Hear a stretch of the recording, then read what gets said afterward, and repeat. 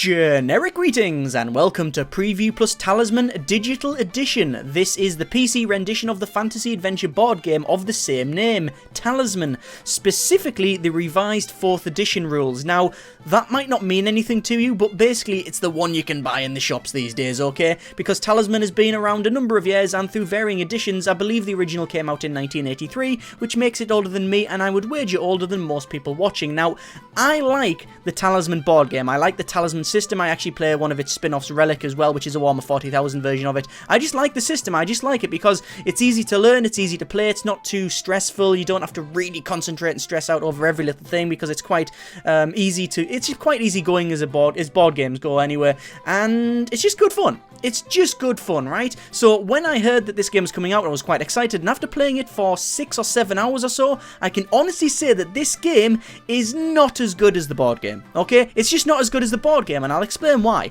The thing is, in my opinion, you will never ever be able to replicate the experience of actually getting around a physical table with the physical board game with your mates, rolling dice, having a laugh and having a good time with the board game. You're never going to replicate nor digitize that experience, okay? So if you were looking for the same experience as you had playing the physical board game, you're probably not going to get it here, right? However, what if you want to play single player? What if you want to play online with your friends that maybe don't play the board game anymore? Or with other people who you've never met and you just want to play online? I mean, if I click online now, bad example, there's no one playing, but I can create multiplayer games in this game. So, you know, maybe that's where this thing will fill the niche. I'm going to be showing you just the single player on this one. I have tried the multiplayer and it works, it's fine, it's pretty much like the board game without being able to see people and punch them in the face when they do something really horrible, although I wouldn't recommend that second part. Anyway, I'm going to show you the single player and just explain the game in general. Now, I'm going to run with the classic rule set. You can also run with the Reaper expansion, as you see there. There are plans for DLC to bring the other Talisman expansions in, as people who have actually played Talisman know, and the board game, etc., they will know that there's several expansions. They like bringing out expansions for it. So I'm just going to go with classic rules. You can also go with the sort of customized rules that the game comes with, which brings in these things called rune stones and such. Hang on, yeah, you've got like rune stones, things like that. You can also pick your character, whereas the standard, the classic rules rather, you can't pick your character, it's all random. So we're going to go with 4 players and we will start the game and we'll overwrite my previous saves. As I've said, I've probably played 6 or 7 hours of this. So I'll quickly run down the UI and explain exactly what's happening. Basically, the goal of the board game, and this is, I'm just talking about the classic, I'm not talking about all the expansions here, but the goal of this game is to go around the board. There's several tracks. There's the outer track, or the outer tier, there's the middle tier, and then there's the inner tier, which is this thing here. Your objective is to go around the board, kill things, experience things, generally encounter stuff, get spells, get equipment, get weapons, all of that sort of thing, and then get eventually into the center here, and then cast the spell of command, which basically starts killing everybody around it, and once they're all gone, the person who's left in the middle gets that sort of little crown thing and becomes the winner. That's basically the aim of the game. Go around the board, not die, get to the center, and yeah, kill everybody else. So we've all got, I'll actually just quickly run down the UI. So we've got the characters on the outside here, on the corners, so there's me, Stuff Plus. I'm actually playing the Druid, as you can see there. We've also got this guy who's playing the Exorcist. In fact, it shows you there.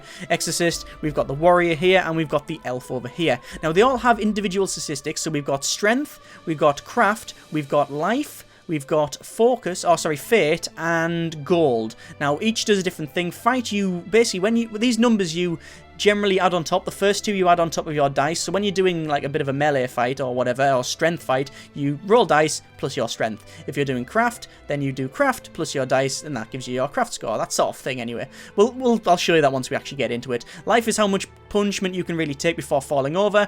Fate is how many rerolls you have, and gold is, well, gold, and you use that to buy things. We also have the cards that I have. So if I click here, you can see what spells I have, what objects I have, what followers I have, and what trophies. Trophies are when you kill things and take them. Objects, you can normally only have 4, but sometimes you can pick up things like a mule that'll follow you around and carry stuff for you. And you can have different spells based on your craft. So I'm going to just draw a spell, and you see it's popping on, just sort of flashing on the right hand side there. And this is the spell I've got, Immobility. So there's a card cast at the start of the character's turn before they move. Cast on the character whose turn it is. They are immobilized and do nothing apart from negating the spell for the duration of that turn. So basically it stops them, it just cancels their turn. I like that picture. It's always good. Little birds pecking at him while he's just stood still. If cast on a creature, it cannot be attacked but may be evaded until the end of the turn. So I'll just continue. There we go. So it's going to go around basically and automate the drawing of the spells here. Now, I have an option as the druid to change my alignment. I'll just show you this. So we can click on the card. See druid, it shows you my special abilities. So I begin with one spell. And you may change your alignment at will. At any given time, you can only be one alignment. So I can't be neutral, evil, and good. I can only be one of them. For example, if you are carrying a rune sword and you wish to pray at the chapel, you must ditch the rune sword and leave it where you are. The rune sword is basically you can't be good. You can't be good and have the rune sword. Yet the chapel, you really want to be good when you go there. Whenever you land on the woods, you may gain your full complement of spells according to your current craft. I start in the forest and my alignment is neutral. But as I said, I can change my alignment. I can click on that and change my alignment to good or evil. I'm just going to stick it with neutral for now. So anyway, the way the game works is that once it's your turn, you roll your dice, and that's how far you move, either to the left or clockwise around the board or anti-clockwise, and it is that number 99% of the time. So let's roll a dice, and we come up with a 5. So I can go 5 spaces. I cannot go 1, 2 and say that's when I'm done. You will move that number. So I'm either going to go here or go here. So I can click on each of the areas on the board, and it will zoom in like that, way, and you can see exactly what it is. So there's a plains there, shows you down here what it is. So plains, draw 1 card.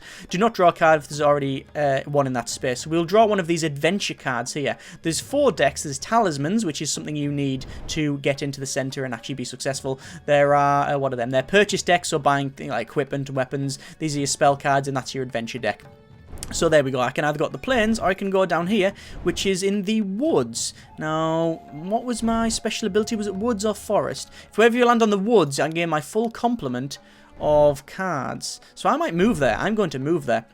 So I'm going to click on this one and then travel there. Now this is, I'm just going to get out there now. I actually like this game. I think it's very good, right? I mean, if you're waiting till the end for a full, obviously, if you want to know why, then, keep watching the video. But I like this game, right? I'm just going to come out and say it. However, there's one thing that I don't like. In fact, I would go as far as to say it actually spoils it. Now, in order to see these parts on the board, I have to click on them and it'll zoom in. And there's a bit of a delay. So if I go click, why is there a second delay or a half-second delay? Click. Like that, it zooms in, right? And I can alter the actual zoom in speed. If I just go to here and advanced options, you can see I can change the camera speed. Mine, it's currently maxed out anyway, so that's as fast as it goes. But if I change it to something like 1, it slowly zooms in. Now, it might be a little bit jarring for you to watch, but otherwise it's unbearable to play. Now, the thing is, zooming in like that is not too bad for people who've played the game before, because they generally know what they can see around the board. But if you've never played it before and you don't know where you're going to go, then it's a nightmare, because you're going to constantly have to click and look, like that. Like, what's the temple do? What does the chasm do? All that sort of thing. That's getting annoying. And it's the only way to populate this box here, this information panel. And I don't understand why you can't just mouse over and it would populate. Like, just contextually. So I just mouse over there. Why doesn't it just populate that? Why do I have to click on it for it to show that? Same as cards. Like, if I have a card, that's this spell, for example, I can mouse over it. It shows me immobility and who owns it. But I have to click on it to bring it up. And then I have to dismiss it. And it's just a little bit clunky in that sense. I mean, this is you can press I and bring that menu up like that, or just click on that button there. That's fantastic, right? That's a perfect way of showing things. Everything's there. Why can't I just mouse over it and then it would just bring everything in the center of the screen? Then as soon as I move off, disappears. That would have been so much better. And that is my main flaw with the game. So you could probably say that that's a good thing, right? If that's my main flaw with the game. Anyway, let's actually play it. So I'm going to travel here. So I click on the space. Again, I have to actually click on the space before I can travel there. I can't just sort of click there and then say, oh, there. I can't mouse over there and then click. It's understandable, I guess, that. But I would just love for it to be, mouse over that area. It populates this information panel. I really would think that would be much better. Anyway, travel here. So I travel location. Then what I do is I will encounter that space. So I will encounter things like, if it was over here, I would encounter, hang on, I can't click on there. It's sort of glitched out, has it? Nope, I need to just encounter that. I can't actually, again, now that I'm on that space, I can't click on these to show you the information anywhere else. Why? Anyway, so I encounter this space. So in this space is draw a card, but don't draw a card if there's already on there. If there's already a card there. Guess what? There isn't a card there, so we draw a spell. There we go. I draw a spell because that's my thing, my special ability. Basically, if I land on a space, land on a woods, I draw a spell. There we go, and we'll take that. And now I will draw an adventure card. Can I click on other places now? No, I can't. Right, so I'll draw an adventure card, and it's a bag of gold. So we'll take the object, there we go, and we will end our turn. Now the thing is, one great tip is use spacebar. Spacebar is basically, it's basically clicking what's on the right-hand side. You can see there's buttons on the right-hand side to do certain things. By the way, I'm not explaining what's happening now because I've got the computer speed on, like, basically medium speed, and it's running through its turn now. This is the computer doing its turn, and it's too frantic for me to try and explain all this as it's doing it. So just understand that the computer is doing stuff. Oh, and I actually have an option now. I can buy something. I've got 2 gold. I do like that armor, but I'm going to get, I think, the sword. We'll purchase the sword. There we go. So I now have a sword, yes. But anyway, yes. Yeah, what was I on about? Yeah, I've got some spells in here, which is quite good. Oh, there's encountering the enchantress. Very good, yeah. But, yeah, spacebar. If you press spacebar, it will click what's highlighted on the right. So if you don't want to, you know, if you can't move the mouse all the time or you don't want to, you can just use the spacebar, which actually sort of brings home just how automated the game can get, because sometimes it's like, yes, next, yes, next, yes, yes, yes, next, yes, good, your turn sort of thing, which the board game's like that anyway. It's not a flaw, it's not a, you know, it's not some sort of, ooh, that guy, I found a talisman, very good. He's also fighting a demon, which he's now kicked his face off. Yeah, it's not a knock on the game, that, you know, the whole, like, you know, sort of running through the turns automatically in some cases, because it's just how the game is. So, I mean, see, that's actually flashing. That's flashing. That because I can cast it. Now, the thing is, I don't want to cast it because it's my turn. It'll probably stop me. Or I could probably cast it on a character, but I'm not going to. I'm going to roll my dice for movement. There we go. 3. And I can either move. Now, there's a couple of spaces here. You can see the flashing blue, which is good because it shows you where they can go. I can either go here, which is the village, and I can either visit the blacksmith to buy stuff, visit the mystic, and things happen, or visit the healer and heal up to my life value. But guess what? I've not lost any life. So, what's this over here? This is the chapel. So, if I'm good, either heal up to life value 3 or pray, so I can I'll either get ignored, gain a life, or gain a spell.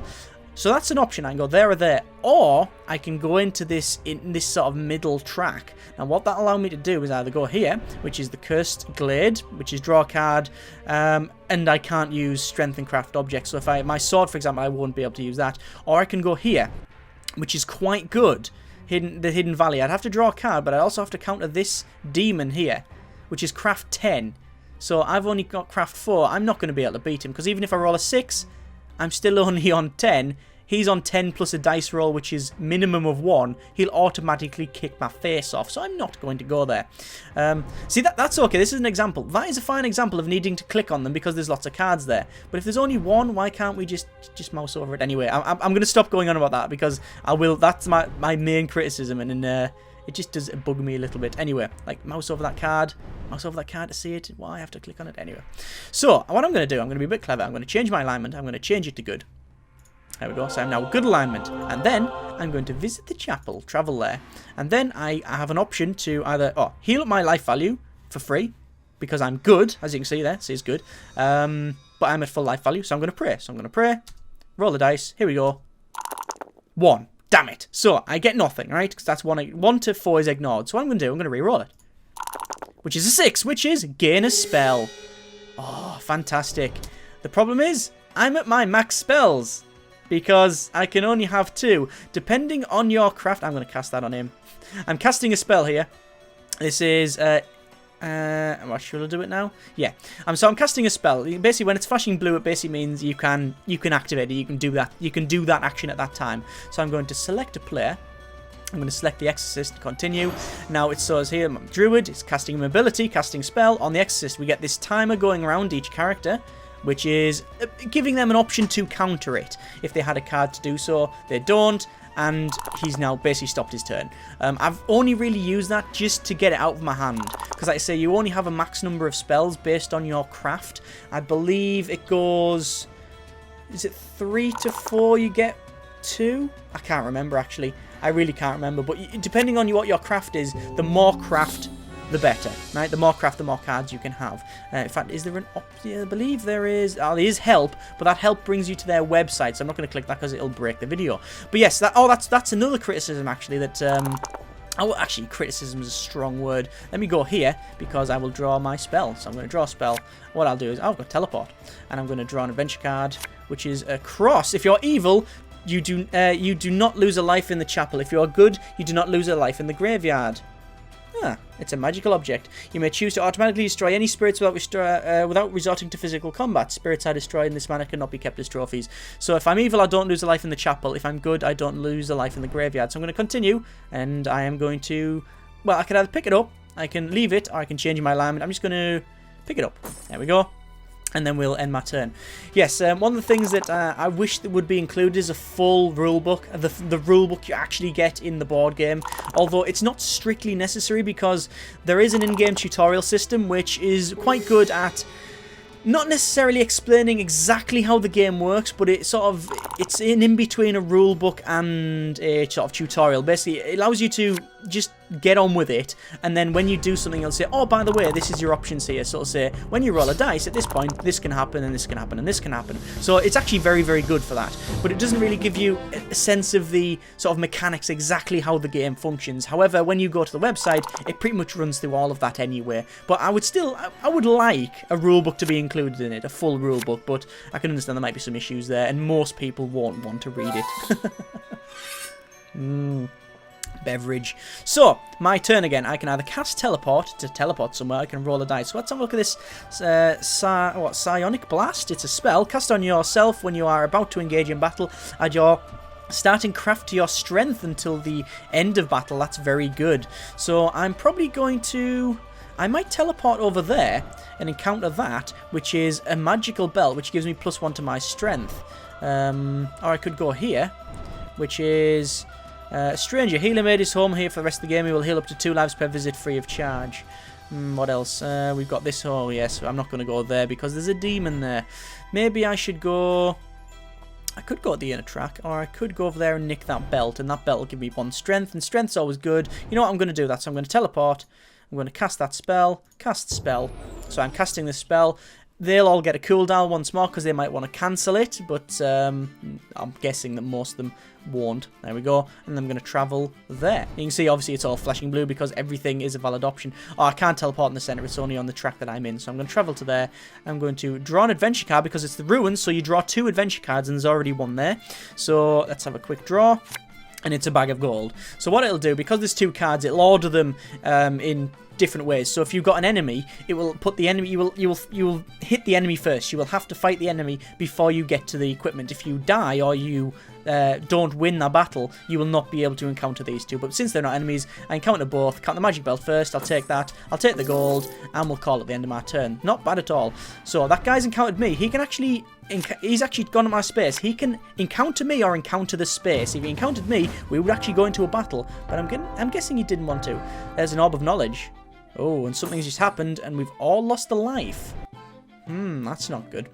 As I said, I'm not trying to explain all of their turns because it's too frantic. And this is only on medium speed, so if you want the computer just to run through quickly, you can. Oh, they're versing each other now. So you see the warrior versing the exorcist. The warrior rolls 2 dice for melee combat, or for strength combat. So he's 11 plus his modifier. Sorry, he's on his 2 dice plus his strength of 4 plus his sword.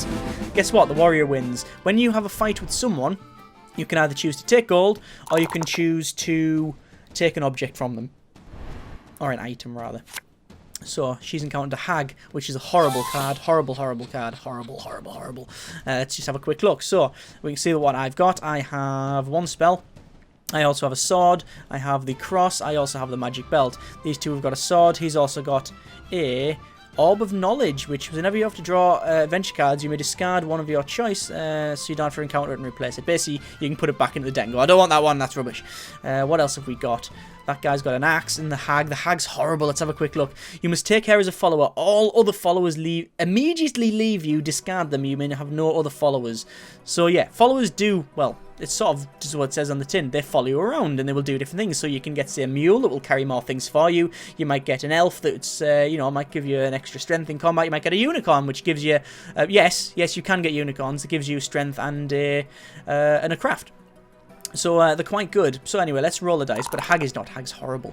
So I've rolled 4, so I can either go here, the fields, or I can go here, which is just the plains. I'm going to go this way, I think. I'm trying to stay near this forest. I'm going to draw an adventure card, which is a prince.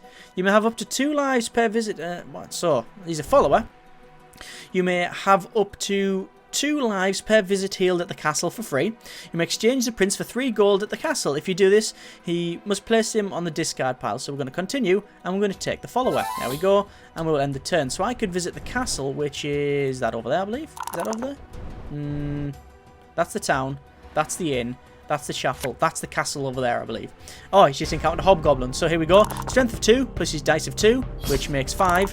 And because he's got a modifier of 1 because of his sword.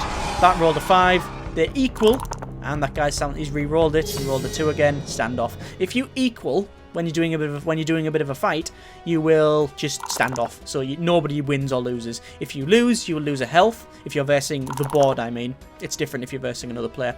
And if you win, you will take them as a trophy. So just waiting for their turn to go around. I do like the fact that the background changes different colours. That is very good. I really like that. It's subtle. Well, actually, it's not subtle. It's a big, bloody, blinding colour, but I just like it for some reason. It's quite good. I wish I had board game table that did that. Right, so I'm going to roll the bones. Here we go, 3.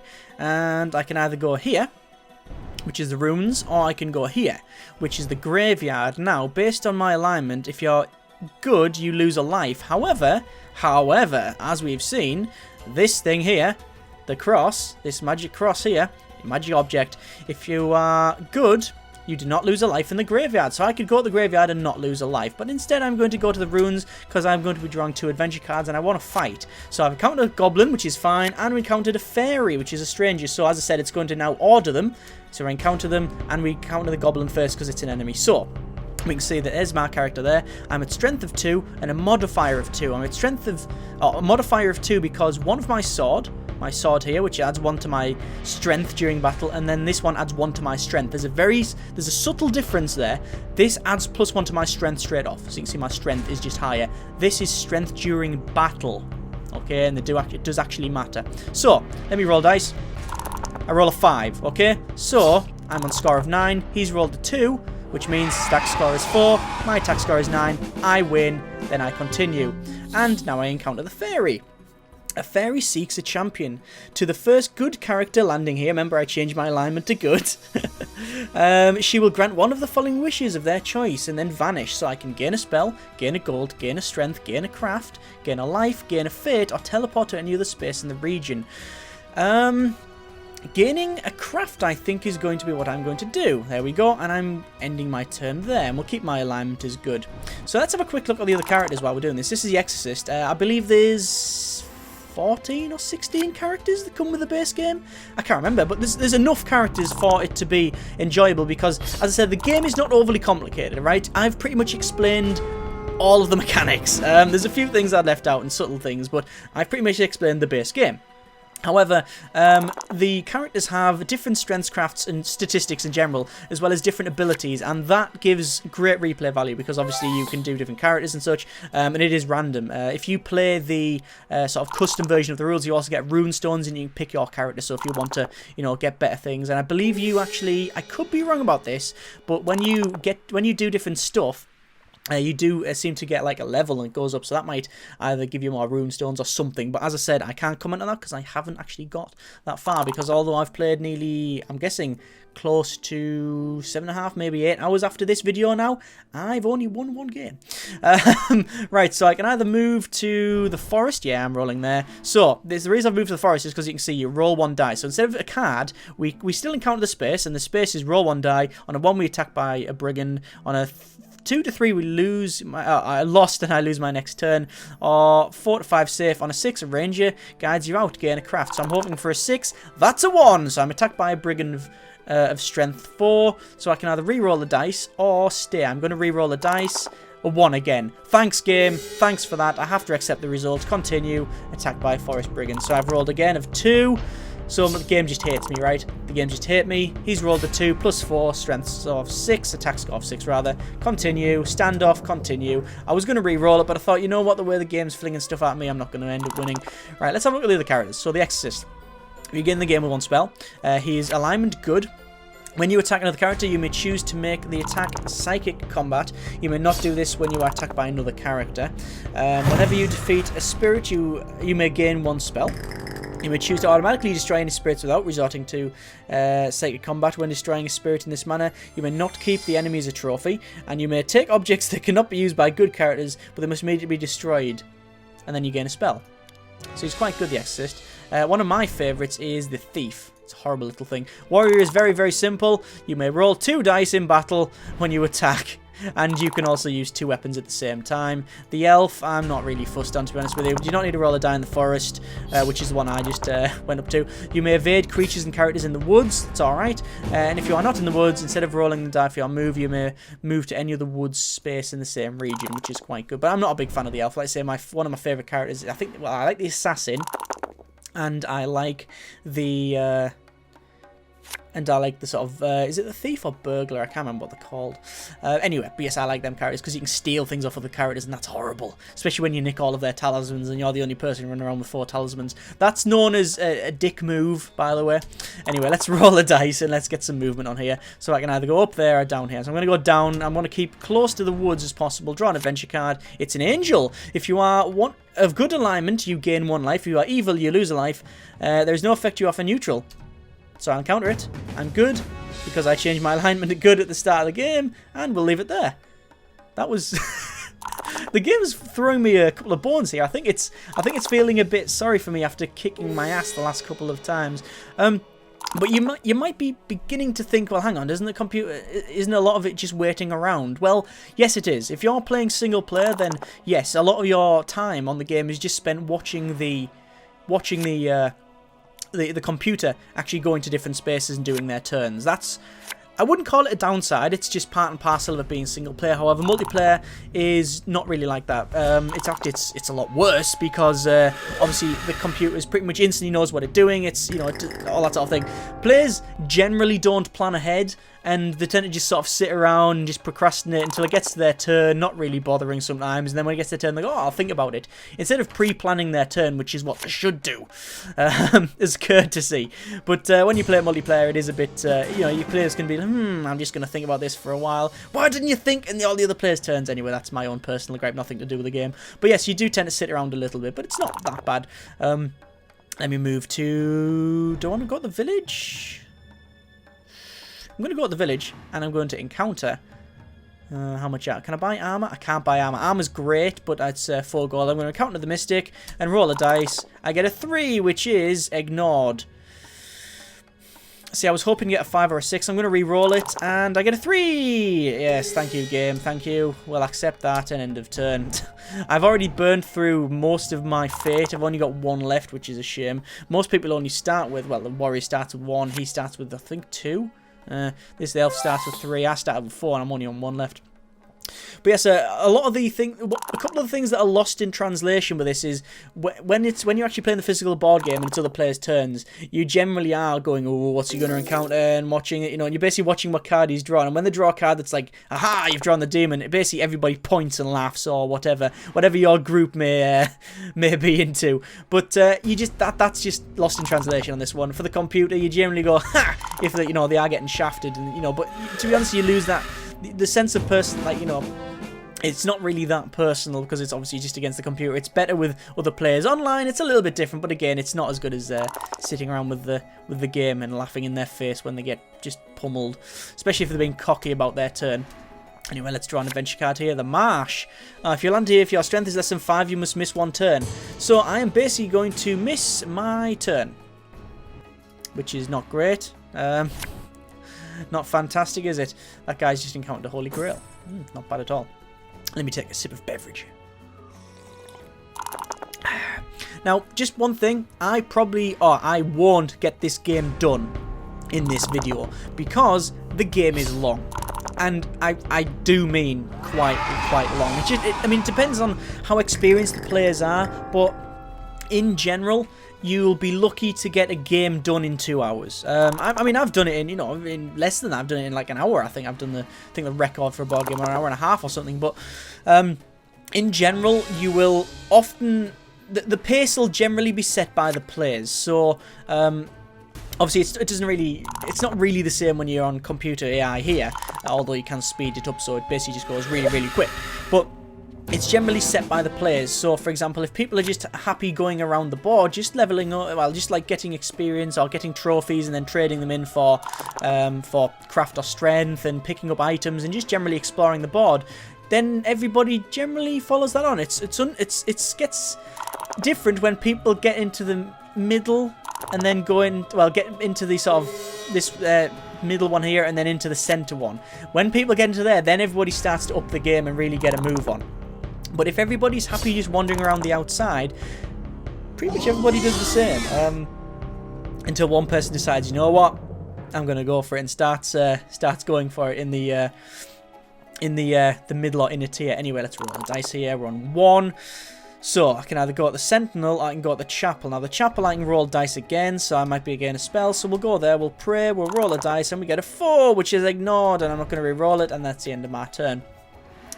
That guy's just shuffling along. Now, you might be wondering how you get... Oh, this guy's using a destruction spell to destroy the marsh.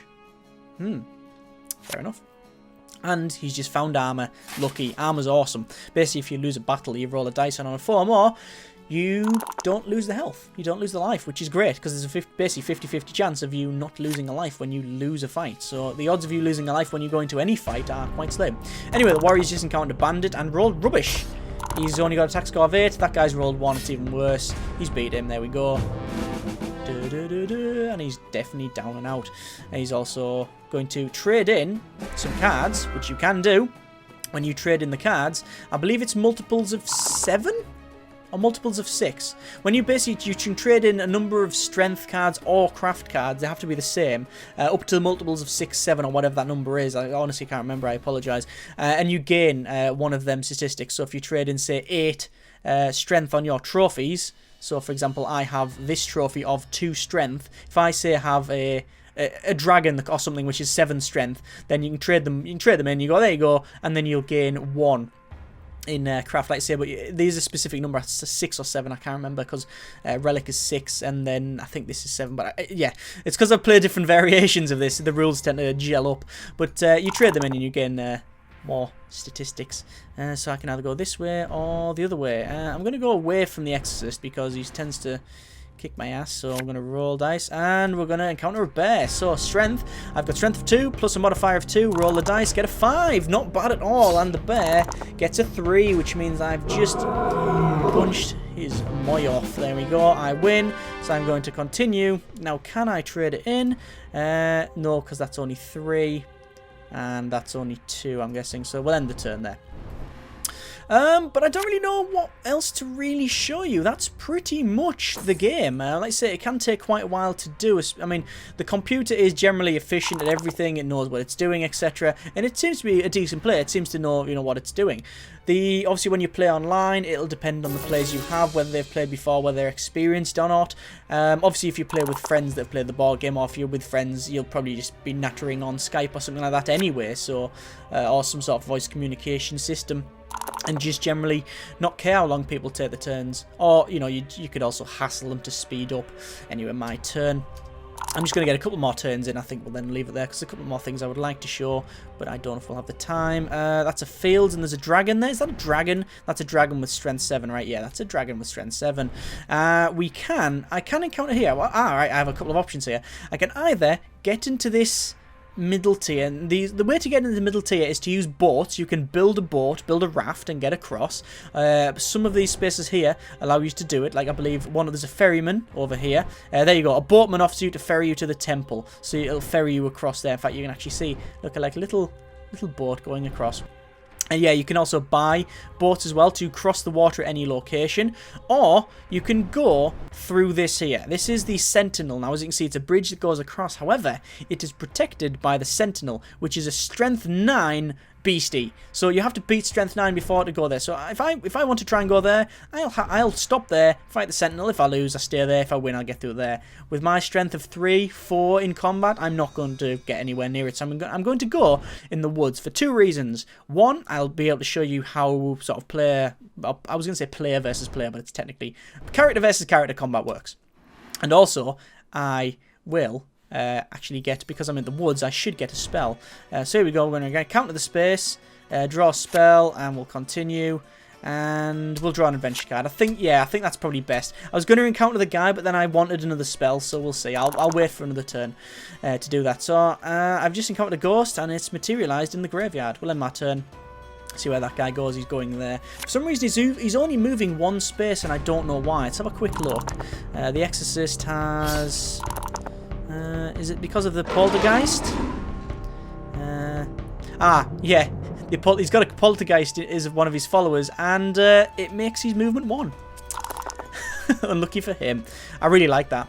That menu is fantastic. See, this is what I mean. It's just, this is great. This is perfect at showing pretty much everything you need to know. If you've played the game, the Talisman board game, you'll pretty much know what all of these mean, and you don't need to do it. However, I would just love mousing over just to see the cards, mousing over the squares to show you what the squares mean. I would love that. I think that would massively improve the game.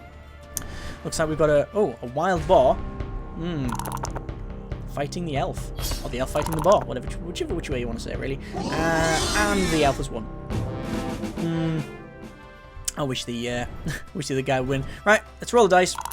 Got a 3. 1, 2, 3. So I'm going to go to the corner spaces. Shall I try and fight the sentinel? I'm going to try and fight the sentinel because I do have this, the psionic blast. I also have this, which is healing. Let's have a quick look at healing. I don't want to click it there because it'll activate it. Cast is required by activating on yourself and any other character. It's healed up their life value, so fair enough. I'm going to try and travel to the demon area. So not only do I have to fight the sentinel, I'll fight the demon as well. So here we go, fighting the sentinel. I'm going to cast my psionic blast, which gives me my my craft to my strength. So my overall modifier, there you go, strength 2, modifier of 6. So here we go, roll the dice. I need high. That's not high, that's a 1. Thank you, game. Right, okay, he's rolled a 2, so he's on 11. I need to re-roll this and get a good one. That'll do. I've just beat the sentinel. Get in. And now we're going to go and encounter the bloody demon with craft 10. Come on. So he needs to roll a 1, and I need to roll a 6 to draw. However, can I use my cross? I believe automatically destroy spirits without resorting to yes, we'll use that, yes. I'm going to use the cross on the demon and kick his horns off. Oh, and I did as well, but I didn't take him as a trophy. That would have been fantastic. So I've beaten him. I've now found I've got an achievement as well, the Exorcist. So, add 2 to your craft, I'll take that, and I'll take a talisman. However, now I have more than 4 cards in my, but I have more than 4 objects. Like say you can only have 4, and a talisman is what I need to start getting into the center track. So what I'm going to do is I'm going to ditch the sword. I'm going to ditch the sword, and it goes on that location there. Then we'll end the turn. I was honestly thinking that was not going to go well at all. Not only did I beat a strength 9 sentinel, I just killed the demon in one go. That's awesome. That is pretty awesome. I'm pretty much going to end the video there. I'm not going to go any further. Basically, I'll wait until it goes back to my turn, and I'll explain what would happen if we continue. But like I said, if I was going to run this game to completion, we might be here another hour. So I don't want to perhaps bore you with that, because hopefully you'll actually be wanting to play this, which is fantastic, because I think it's a great game. I honestly think it's a great game. I love Talisman in general. I still stand with my sort of comment of the board game is better. The board game, it will pretty much always be better, because well, it's just, I don't think there's any substitute for getting with your mates and actually physically rolling dice and such. I think that's just a better experience. But this does do the job. I mean, this, if if you want to play single player, or you play with other people that you've never played before, this is fantastic for it. Fantastic. Right, what I'm going to do, I'm going to explain what this is. Basically, to get to here, like I said, this is what you need to do. Crown of command. If I'm alone on this space, roll a die, and 1, 2, 3, no effect. 4 to 6, all of the characters lose a life. Okay? Basically, if people start losing life, get to 0, they fall over. If someone is in here, then they'll just die and they're out of the game. Normally, if you lose your life to 0, then you'll just fall over and you'll have to discard some cards and then go back to your starting space, okay? So you don't die. However, if someone's here casting that, then you do in that sense. So I would get into that by going here. So if I just roll a dice, hopefully I'll get high enough to show you, yes. So I can go through here. go to either there or there, or I can start on this, because I go to this door. You can see this here, Portal of Power. And then I will basically wander through here and start going around here. Now, you don't roll dice in here. You just slowly, like, sort of plod through it one space at a time, depending on which you go. That's a crypt. That's generally harder because you encounter death. And then you go down the bottom here. Generally, you'll be knocked back a lot of times. Anyway, let me show you. I'll just travel there. So I encounter this space. I have to roll underneath. I have to roll under one of my statistics. I'm going to choose craft and roll hopefully under, which I did. I've rolled under, so I've managed to get through the Portal of Power. And I'm into the center, and then I will end my turn. And then the next turn, I'll move one space. I might as well show you that. I keep on saying I'm going to end the video, but I'm not. I'm just going to keep it going. Yeah. Well, by the way, if you're looking at the timestamp now and the video says it's about, you know, another 3 hours long, then you probably know that I haven't finished it. But, you know. As I said, this is only single player. I haven't done the multiplayer on this, but it's pretty much the same thing. Obviously, there's a chat box here. They will generally use to communicate with people. Or, obviously, since this is on Steam, you could use the Steam sort of voice thing, which it does exist, which most people don't know about. Or you can use Skype if you're actually with friends and such, or whatever. I think voice communication is always great for that. But obviously there's just sort of chat box suffices. So I have two options. I can either move back and run away, or I can go to the crypt and roll a dice and subtract your strength from the total and move directly to, there you go. So what we need to do is basically get a 0. Okay, so 3 dice and subtract my strength from it. I am going to go there, I think. Mines. So roll 3 dice and subtract my craft from it. I don't need to heal up. I'm going to travel there. As I say, it's only one space.